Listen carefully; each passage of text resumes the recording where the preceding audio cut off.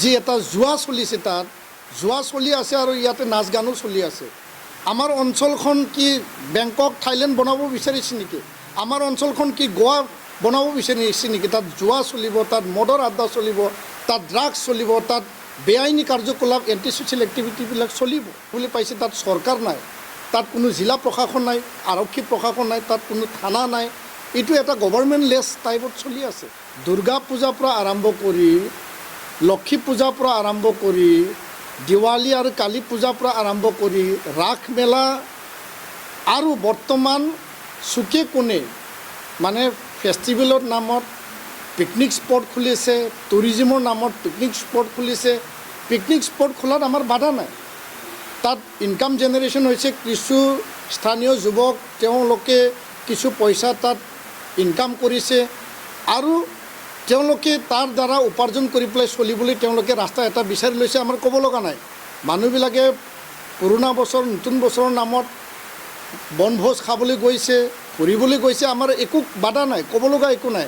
কিন্তু পিকনিকৰ নামত, দুৰ্গা পূজাৰ নামত, ৰাস মেলাৰ নামত, লক্ষী পূজাৰ নামত, দিৱালী কালী পূজাৰ নামত আৰু এই ডিচেম্বৰ আৰু জানুৱাৰীৰ পিকনিকৰ নামত কোকৰাঝাৰৰ পৰা আৰম্ভ কৰি পেলাই পিকনিক স্পটত, আই ৰিভাৰৰ পৰা আৰম্ভ কৰি পেলাই, কোনোবা লাওহাটীৰ পৰা আৰম্ভ কৰি পেলাই, যোৱাকালি আমি দেখিবলৈ পালোঁ ভৈৰৱকুণ্ডত যি এটা জুৱা চলিছে, তাত জুৱা চলি আছে আৰু ইয়াতে নাচ গানো চলি আছে।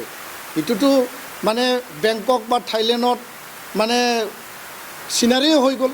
সেইটো কোনোবা মানে গোৱাৰ মানে কেচিনোৰ মানে চিনাৰীয়ে হৈ গ'ল। তো আমাৰতো কি, আমাৰ এই অসমখনত এই কলা সংস্কৃতিৰে ভৰপূৰ হৈ থকা যি এটা সামাজিক ব্যৱস্থা, যি সামাজিক বন্ধন, যি আমাৰ এটা জাতীয় সত্তা, সকলোকে শ্ৰদ্ধা জনোৱা, এটা সন্মান জনোৱা, সেই পৰিৱেশটো কি নিশেষ হৈ গ'ল নেকি? আমাৰ অঞ্চলখন কি বেংকক থাইলেণ্ড বনাব বিচাৰিছে নেকি? আমাৰ অঞ্চলখন কি গোৱা বনাব বিচাৰিছে নেকি? তাত জুৱা চলিব, তাত মদৰ আড্ডা চলিব, তাত ড্ৰাগছ চলিব, তাত বেআইনী কাৰ্যকলাপ এণ্টি ছ'চিয়েল এক্টিভিটিবিলাক চলিব। এইটো আটাইতকৈ এতিয়া ভয়ংকৰ কাণ্ড হৈছে। এই 3 মাহত আমি দেখিছোঁ। যোৱাটো সময়ত আমি নিখিল বড়ো ছাত্ৰ সন্থাই এইবিলাক সম্পূৰ্ণ আমি বন্ধ কৰিছিলোঁ। জিলা প্ৰশাসনে আমাক সহায় কৰিছিল, চৰকাৰে আমাক সহায় কৰিছিল, স্থানীয় মানে থানা অ'চিবিলাকে আমাক সহায় কৰিছিল।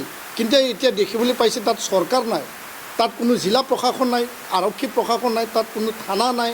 এইটো এটা গভৰ্ণমেণ্ট লেছ টাইপত চলি আছে। এইটো এটা প্ৰশাসন নাইকিয়া নিচিনা চলি আছে।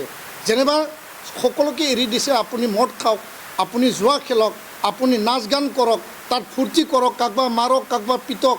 এনেকুৱা এটা অৰাজক এটা যি পৰিৱেশ পৰিস্থিতি এতিয়া যি দেখিবলৈ পাইছোঁ, আমি